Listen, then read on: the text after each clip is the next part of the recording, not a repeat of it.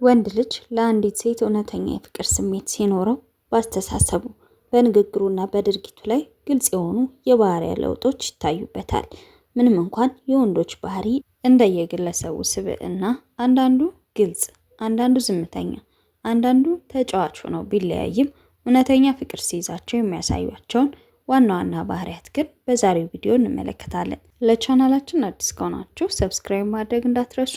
ቪዲዮ እንደምትወዱት ስለማልጠራጠር ላይክ በማድረግ ጀምሩ። ወደ ቪዲዮ። አንደኛ፣ ልዩ ትኩረትና በትዕግስት ማዳመጥ። አንድ ወንድ ሲያፈቅር የሴቷን ወሬ ዝም ብሎ አይሰማም፣ ይልቁንም ከልቡ ያዳምጣል። የምትናገረውን ጥቃቅን ነገሮች፣ ለምሳሌ የምትወደውን ምግብ፣ የምትጠላውን ነገር ወይንም የልጅነት ትዝታዋን ሳይቀር ያስታውሰዋል። የእሷ ሀሳብና ስሜት ለሱ ትልቅ ዋጋ አለው። በምናባዊ ወሬዎች ሳይቀር በጥልቀት ይሳተፋል። ጊዜ መስጠትን ወይንም ቅድሚያ መስጠት፣ በስራ ወይንም በሌላ ነገር ምን ያህልም ቢጠመድ ለእርሷ የሚሆን ጊዜ አያጣም። ጊዜ የለኝም የሚል ምክንያት አይደረድርም። ይልቁንም የእሷን ድምፅ ለመስማት ወይንም በአካል ለመገናኘት ሁልጊዜ ቀዳዳ ይፈልጋል። የላከችለትን መልእክት በፍጥነት ለመመለስ ይጥራል። ሁለተኛ፣ ከልብ መጨነቅና ጥበቃ ማድረግ። የእሷ ሰላም፣ ጤንነት፣ ደህንነት ከምንም በላይ ያሳስበዋል። ደህና ገባሽ? ዛሬ ቀንሽ እንዴት ነበር? ወይንም ምሳ በላሽ? የሚሉ የተለያዩ ጥያቄዎች ዝም ብለው የመደበኛ ሰላምታ ሳይሆኑ ከልብ የመነጩና የጭንቀት መገለጫዎች ናቸው። በማንኛውም አስቸጋሪ ሁኔታ ውስጥ ከጎኗ መሆን ጋሻ ሊሆናትም ይሞክራል። እሷን ለማስደሰትና ለመርዳትም መጣደፍ አለበት። ፍቅሩ በድርጊት ማሳየት ይጀምራል። ምንም እንኳን ትናንሽ ነገሮች ቢሆንም፣ ለምሳሌ ከባድ ቦርሳ መሸከም፣ ታክሲ መያዝ ወይንም የቤት ስራ መጋራት እሷን ሊያቀልላት የሚችለውን ማንኛውንም እርዳታ ለማድረግ ቀዳሚ ነው።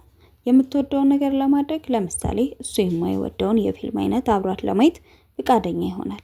ይህንን የሚያደርገው የእሷን ደስታ ለማየት ብቻ ስለሚፈልግና በዚህም ስለሚረካ ነው። የወደፊት ህይወት ውስጥ እሷን ማካተት፣ ስለ ነገ፣ ስለ ቀጣይ ዓመት ወይንም ስለ ረጅም ጊዜ እቅዶቹ ሲያወራ እኔ ከማለት ይልቅ እኛ የሚለውን ቃል መጠቀም ይጀምራል። ህልሙንና ዓላማውን ከእሷ ጋር ያቆራኘዋል። ለሱ ትልቅ ቦታ ያላቸውን ውሳኔዎች ከመወሰኑ በፊት የእሷን ምክርና አስተያየት ይጠይቃል። ወደ ውስጣዊ ህይወቱ ማስገባት። ለሱ ትልቅ ቦታ ያላቸውን ሰዎች እንድታውቅ ይፈልጋል። ወደ ጓደኞቹ ክበብና ወደ ቤተሰብ ወደ ማስተዋወቅ ይመጣል። እሷን ለሌሎች ሰዎች ሲያስተዋውቅ በኩራትና በደስታ ስሜት ነው። አራተኛ፣ ድክመትና ስሜትን በግልጽ ማሳየት። ወንዶች አብዛኛውን ጊዜ ጠንካራ መስለው ለመታየትና ስሜታቸውን ለመደበቅ ይጥራሉ። ነገር ግን እውነተኛ ፍቅር ሰው ሲይዘው ፍርሃቱን፣ ድክመቱን፣ የልጅነት ህመሙን ወይንም ያልተሳኩ ህልሞቹን ለማጋራት አይፈራም። በእሷ ፊት እውነተኛ ማንነቱን ያሳያል። ጭንብል አይለብስም። ለውጥና ራስን ማሻሻል። የሚያፈቅራት ሴት በህይወቱ ስትመጣ ለእሷ የሚገባ የተሻለ ወንድ ለመሆን ይጥራል። መጥፎ ልማዶቹን ለማስተካከል ይጥራል። በስራው፣ በባህሪውና በአመለካከቱ ጠንካራ ለመሆን የሚነሳሳው በእርሷ ፍቅር ምክንያት ነው። አምስተኛ፣ የአካል ቋንቋ ለውጦች። ቃላት ሳይናገሩ ፍቅርን የሚገልጹ ብዙ የአካል እንቅስቃሴዎች አሉ። ሲያፈቅር ሳያውቀው የሚከተሉትን ያደርጋል። የአይን ደጋግሞ ማየት ወይንም አይ ኮንታክት። በአንድ ክፍል ውስጥ ብዙ ሰው ቢኖርም እንኳን አይኑ እሷ ላይ ያርፋል። ስትናገር በአንክሮ በፍቅር አይኖቿን ይመለከታል። አንዳንዴም ሳታየው ሰርቆ ይመለከታታል። ወደ እሷ መሳብ። ስታወራ አካሉን ወደ እሷ ያዘነብላል። ይህ ትኩረቱ ሙሉ በሙሉ ለእሷ መስጠቱን ያሳያል። ፈገግታ። እሷን ባየ ቁጥር ወይንም ስሟ ሲነሳ ፊቱ ላይ የማይደበቅ የደስታ ፈገግታ ይነበብበታል። ስድስተኛ፣ መከባበርና ድንበርን አለማለፍ። እውነተኛ ፍቅር ያለ አክብሮት አይኖርም። የሚያፈቅር ወንድ ለምርጫዎቿ፣ ለእምነቷ፣ ለጊዜዋና የግል ህይወቷ ትልቅ ክብር ይሰጣል። በአስተያየት ባይስማሙም እንኳን የእሷን ሀሳብ አያጣጥልም። በክብር ይወያያሉ። በአካላዊ ሆነ በስሜታዊ ግንኙነት ውስጥ እሷ ያልፈለገችውን ነገር በፍጹም አይገፋም። ግጭቶችን ለመፍታት መጣር። በማንኛውም ግንኙነት ውስጥ አለመግባባት መኖሩ አይቀሬ ነው። ነገር ግን የሚያፈቅር ወንድ ተጣልቶ በኩርፊያ ቀናትን አያሳልፍም። ግጭቶችን በፍጥነትና በሰላም ለመፍታት ይጥራል እንጂ ጥፋተኛ ሲሆን ይቅርታ ለማለት ግብሩ አይይዘውም። አሸናፊ ለመሆን ሳይሆን ግንኙነቱን ለማዳን ሲል ሀሳቡን ዝቅ ለማድረግ ፈቃደኛ ይሆናል። ሰባተኛ፣ እውነተኛ አድናቆት። ውጫዊ ውበትን ብቻ ሳይሆን ውስጣዊ ማንነቷን ያደንቃታል። ሜካፕ ሳታደርግ መደበኛ ልብስ ለብሳ ወይንም ስትበሳጭ እንኳን ለሱ ውብ ናት። በምትሰራው ስራ በባህሪዋና በአስተሳሰቧ እንደሚኮራባት ይገልጽላታል። ትናንሽ ጥንካሬዎቿን እያነሳ ያበረታታታል። ከስኬቷ ጀርባ ትልቅ ደጋፊ መሆን። የሚያፈቅር ወንድ የሴቷን ጥንካሬና ስኬት አይፎካከርም። ይልቁንም የእሷ ስኬት የእሱም ስኬት ነው። ህልሟንና ግቧን እንድታሳካ ያላሰለሰ ጥረት እያደረገ ያበረታታታል። ስታሸንፍ ወይንም ስኬታማ ስትሆን ከማንም በላይ ደስተኛ የሚሆነውና ለሌሎች በኩራት የሚናገረው እሱ ነው። በራስ መተማመን ስሜቷ ሲቀንስ ጥንካሬዋን እያስታወሰ ወደ ላይ ከፍ እንድትል ያደርጋታል።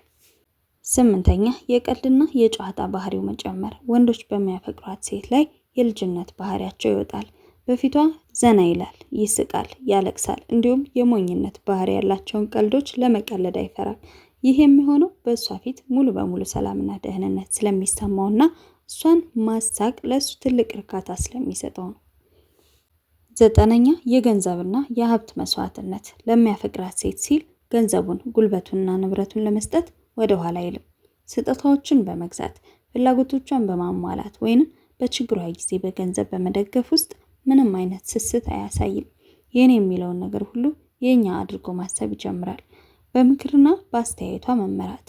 ወንዶች በተፈጥሯቸው የራሳቸውን ውሳኔ በራሳቸው መወሰን ይወዳሉ።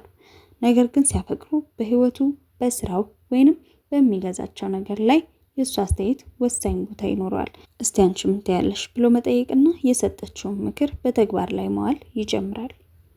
10ኛ የቅናት ስሜት በጤናማ መልኩ። እውነተኛ ፍቅር ባለበት ቦታ መጠነኛ ጤናማ ቅናት መኖሩ አይቀሬ ነው።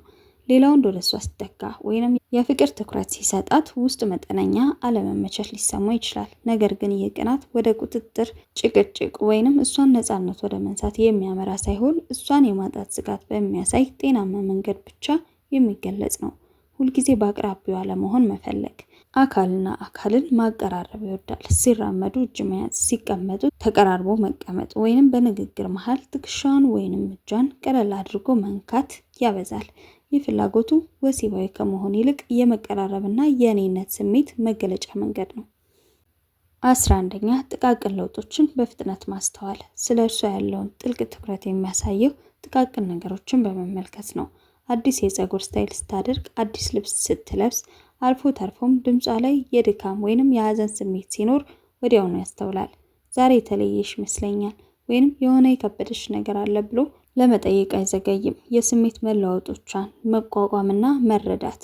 ሴቶች በተፈጥሯቸው በሆርሞን፣ በስራ ጫና ወይንም በተለያዩ ምክንያቶች የስሜት መለዋወጥ፣ ደስተኛ መሆን፣ ማዘን፣ መበሳጨት ሊያጋጥማቸው ይችላል። የሚያፈቅር ወንድ በእነዚህ ጊዜያት አብሮ አይቆጣም ወይንም አይሸሽም። ይልቁንም ሁኔታዋን በትዕግስት ያልፈዋል። እሷን ለማረጋጋትና ስሜቷን የምታፈስበት አስተማማኝ መጠጊያ ለመሆን ይጥራል። 12ኛ እንባዋን መቋቋም አለመቻል። የሚወዳት ሴት ስታለቅስ ወይንም ስታዘን ማየት ለአንድ አፍቃሪ ወንድ በጣም ከባዱ ነገር ነው።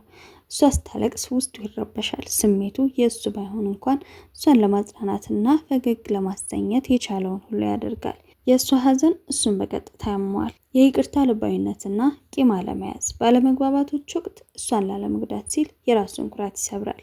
ከተጣሉ በኋላ ጥፋቱ የእሷ ቢሆንም እንኳ ግንኙነቱ እንዳይበላሽ ደግሞ ሰላም ለማድረግ ይሞክራል። የተፈጠሩ ችግሮችን ካለፈ በኋላ እንደ አዲስ አያነሳም፣ ቂምም አይዝም። እነዚህ ሁሉ ባህሪያት በአንድ ወንድ ላይ ሲታዩ ወንድ ልጅ በስሜት ብቻ ሳይሆን በአእምሮም ጭምር ሙሉ በሙሉ በፍቅር መውደቁን ያረጋግጡልሻል። የዛሬው ቪዲዮ ይህንን ይመስል ነበር። በቪዲዮ ላይ ያላችሁን አስተያየት ኮሜንት ሴክሽን ላይ አስቀምጡልኝ። ቀጣይ በሌላ ቪዲዮ እስክንገናኝ ሰላም ሁኑ።